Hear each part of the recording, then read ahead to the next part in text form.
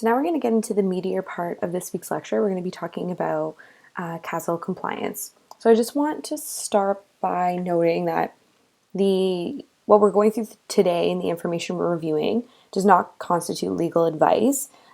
We do cover a lot of the guidelines based on other resources, including from the CRTC, from the Canadian Marketing Association, but I do recommend that you go and do your own reading and the additional resources. This is really important for protecting yourself and the businesses you work for. And if you follow the guidelines as set by the CRTC, you shouldn't have any trouble.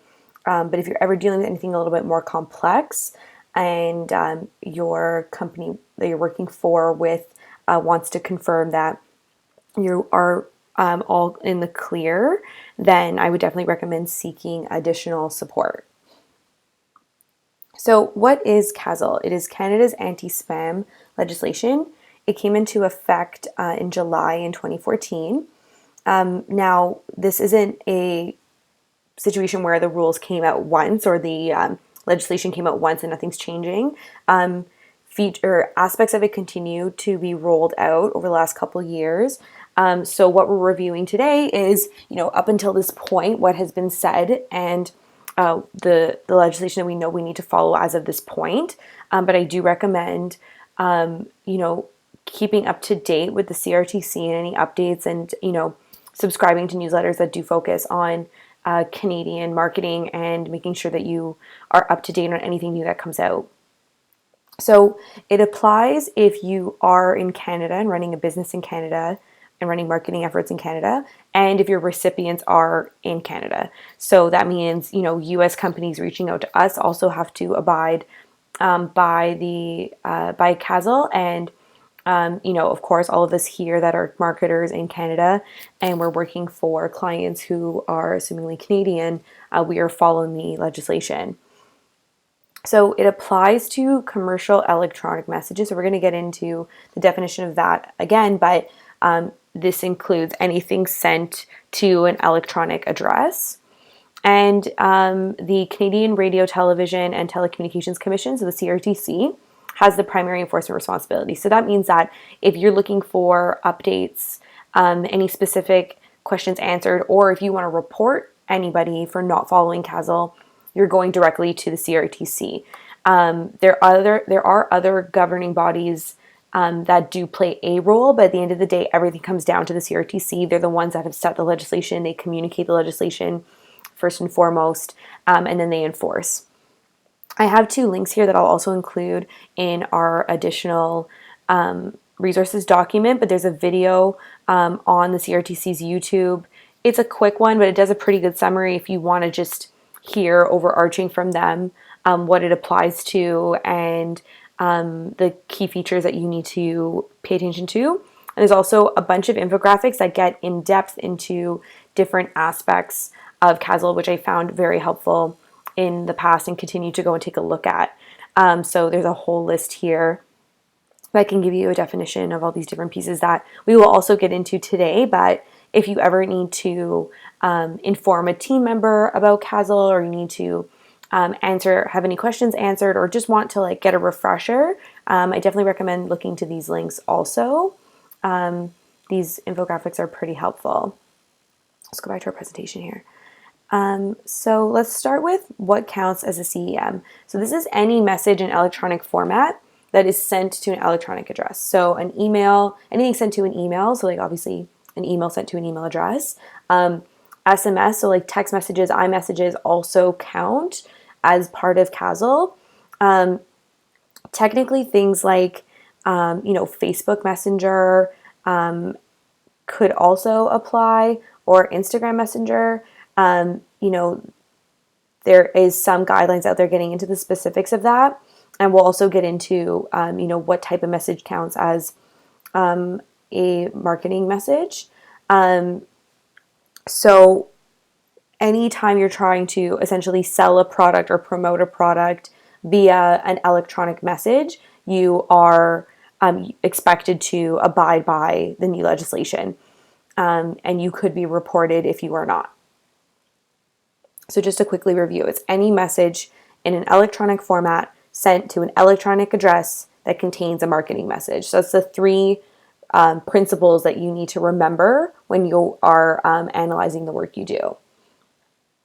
So what is required to send a CEM? And this is like obviously what is required trying to send a CEM according to the legislation, so you won't be getting into trouble. First is consent from the recipient, so implied or expressed, which we're going to define in the next slide. Identification of the sender, so that means if you are the sender, it is clear who you are, where this is coming from, how they can get in contact with you, and the unsubscribe mechanism. So this would be, typically just below where the sender information is. There's a very simple, clear opportunity for the receiver to unsubscribe from the messages you're sending them. So those are the three things that have to be included in every single CEM that you send in order for it to abide by the legislation. So consent from the recipient, implied or expressed, identification of the sender, so that would be you or me or whoever's working on the email campaign or the company that it's coming from, as long as there's contact information to get a hold of somebody at that company, and the unsubscribe mechanism, which has to be very clear, very present, and very simple to go through.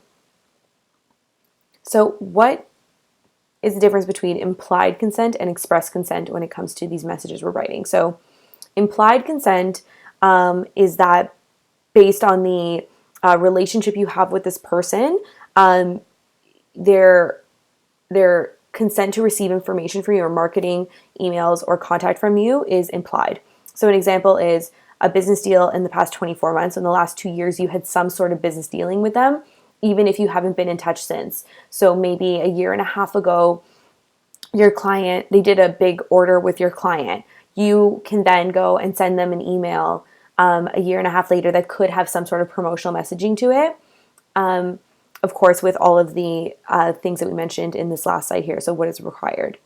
A charity or government and the recipient donated, volunteered, or attended an event for either of those. So, if you hosted a charity event and part of the purchasing of the tickets was with an email, you can contact them again because they attended your event.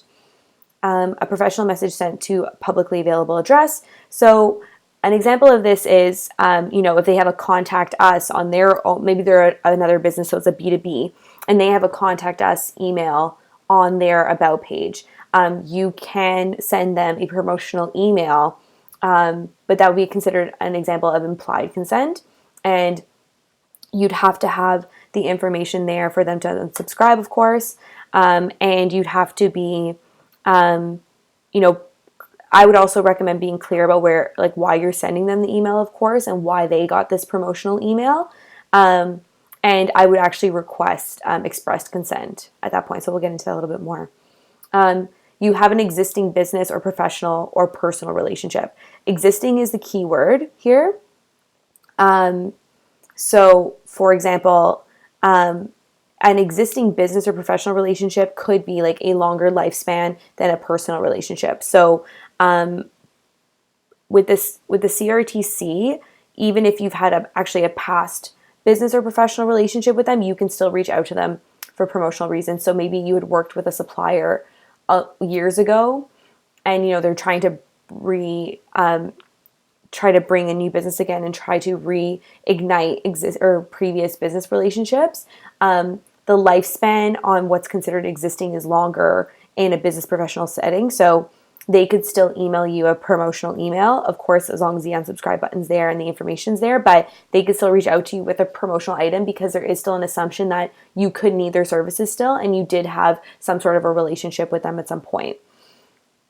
For personal relationships, it has to be an existing personal relationship. So you can't be contacting somebody that you previously had a personal relationship with years and years ago about something business related. That would be considered crossing the line in the CRTC's eyes, and that's where people would feel like they're being spammed to, and I think that's where they have found that line. Express consent is when they've provided written or an oral agreement to receive a specific type of message from your company. So either they signed up on your website or there was an event hosted that they threw their business card in, and you had to write like maybe yes or no to receive emails, or maybe they filled out a piece of paper at the booth and check marked that they wanted to receive emails from you. Anytime that there was language that said, do you want to receive emails from us? And they said yes, that's an example of expressed consent. Or they check marked a box saying they did want to receive emails. So those are all examples of a very clear expressed consent. We can go through some examples here of implied or express. So Hannah purchases shoes online from your company on August 1st. Your checkout process includes getting your customer's email address. So that's an example of implied consent. And what's really great about the implied is that you can always then seek express consent after. And so I'm going to talk about in the coming slides.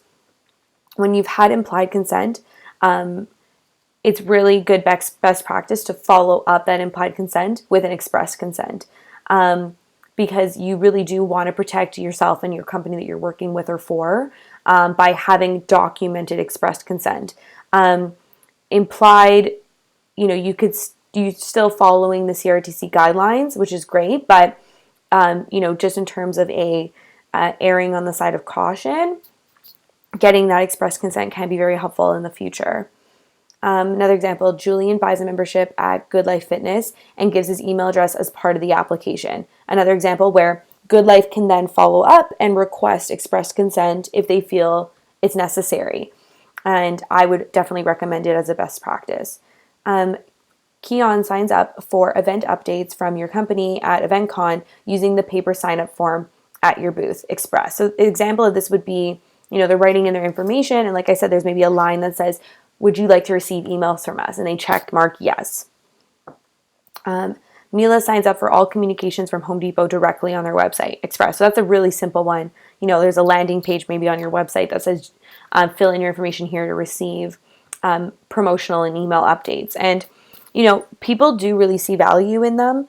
So you may get express consent more often than you would expect, but it's definitely recommended to seek expressed consent whenever possible. So here's some more chatter on express consent here. So you must have an opt-in mechanism. Now, to be perfectly clear, you cannot send an initial email to somebody asking for expressed consent without implied consent. So here's an example. I had a client that was at one of the wedding shows, and she had a booth there, and she had a contest for people to win her services for free at their event. So they filled out a piece of paper, and that would be an example of implied consent. They were handing over their email to us, and it did say that by entering the contest, you are agreeing to receive emails from the company. Technically, because of that line, the client would be covered. But when we had discussed after the fact, we preferred to then do an opt-in with those people, a second opt-in, a double opt-in, to receive via email and express consent that they wanted to receive additional emails from us other than just the chance or the confirmation whether or not that they've won. So this is really important because there was already an opt-in mechanism technically on that first piece, but the double opt-in just protected the client and us from any future issue. So when you're running a contest at a booth, let's say, there has to be the opportunity for them to check yes or no, or some sort of legal line that says that by them providing your email address to them, they are agreeing to receive emails from you. That's the opt-in mechanism there. There's a lot of tools out there that you can use to have it more of a digital base, which I would recommend. So having, an iPad there that people are filling in their information is a really easy way that these tools will have opportunities for them to check mark yes or no on certain types of communication. Expressed consent lasts until the recipient asks to be removed. So once they've said, yes, I want to receive emails from you, as long as you have the opt-out mechanism on every single email, in order for them to unsubscribe, you can continue to email them until they've expressed they don't want to receive emails from you. So this applies to text and emails, of course. There has to be the opportunity for them to unsubscribe across the board and every single message you send. So if you're running a campaign where you're able to send text messages to people with updates, it has to say, reply with unsubscribe to stop receiving these messages, or reply with stop to stop receiving these messages on every single message you send. It can't be like once in a blue moon. It has to be at the bottom of every single email you send, whether there's been implied or expressed consent. So let's talk about the unsubscribe mechanism. So acceptable unsubscribe mechanisms, it has to be very simple. So for example, sending the word unsubscribe via text, or there's a hyperlink at the bottom of the email that you click, and either once they've clicked it, it's automatic that they've been unsubscribed, or it says, would you like to unsubscribe from emails from whoever the sender is, and they click like yes or no. And that's the thing. It has to be incredibly simple. There cannot be steps in between. You don't want to create any situation that could potentially have you flagged to the CRTC. And I actually have an example that I dealt with just a few weeks ago myself. I was trying to unsubscribe from a newsletter. It was like a digital selling newsletter, and it was just, they were sending 3 emails a day for a while. It was like some ridiculous drip campaign. And I tried to unsubscribe, and they sent me through 4 different pages until they gave me full confirmation that I did unsubscribe. And that would be an issue to the CRTC. They would say that either that you were bending the rules too much, or it would just be an example of a completely unacceptable unsubscribe mechanism. But specifically, the CRTC defines unacceptable as when you require the user to log in to carry out the unsubscribe request. So your tools and whatever you're building for your system has to be so simple that they don't have to log into their account in order to unsubscribe and go through steps in order to do it. As soon as the user is required to log in, that's considered an unacceptable mechanism to the CRTC. Also, as the sender, you have 10 days, that's max, that's it, to implement an unsubscribe request. So we're going to actually get into some tools later that simplify this part of the process for you, but let's say that you're working in a system where people have to reply to you saying they unsubscribe. Then you have only 10 days to act on that. And I would recommend in that scenario that when you have then unsubscribed them, to send them reply via email saying, you have been taken off our list. Thank you for letting us know. You will not receive any more communication from us. That would be considered okay to the CRTC because you're no longer selling them. We're going to get into a few key features that you have to make sure are not included in that email. But either way, you want them removed within 10 days. Penalties. So the maximum payment for an individual will be $1 million. So if you are an individual business owner or an individual, sending these emails out, let's say in a capacity where you're on a team, or in any role where you are the one responsible for sending out these emails, I believe this is the category that would apply because the business could get hit with the penalty, but also the individual acting on it. If they are choosing not to abide by the CRTC's rules and CASL, they would have a maximum payment of $1 million. And the maximum payment for a business is $10 million. So, this is not, there's the potential for this to not be petty cash that you are being fined. This is being taken very seriously. There's potential other ramifications that are not related to financial. So there could be a court order to cease activity, which is just asking you to halt all of your email campaigns. A publication of notice of violation. So essentially a warning shot of this is us telling you that you have been doing something you're not supposed to be doing, and you don't want it to get to any point where the CRTC has to tell you you're doing something wrong. There could be settlements. So instead of these payouts or these payments that you'll have to make as the maximum, you will have to settle in other ways, and that could potentially be financial. And then also there's a potential for imprisonment. The only thing that the CRTC can't do is they can't take away your business license. So you can literally go to jail sooner than you'll have your business license taken away. And that's just because of the legalities of that process. But the point is that the penalties are steep. This is not considered something that it's okay if you do a misstep on. This is legislation that's been put in place for a reason to protect consumers. So I do recommend, like I said, going in and doing the reading and understanding the differences between implied and express consent, and all the different things that you need in a particular email.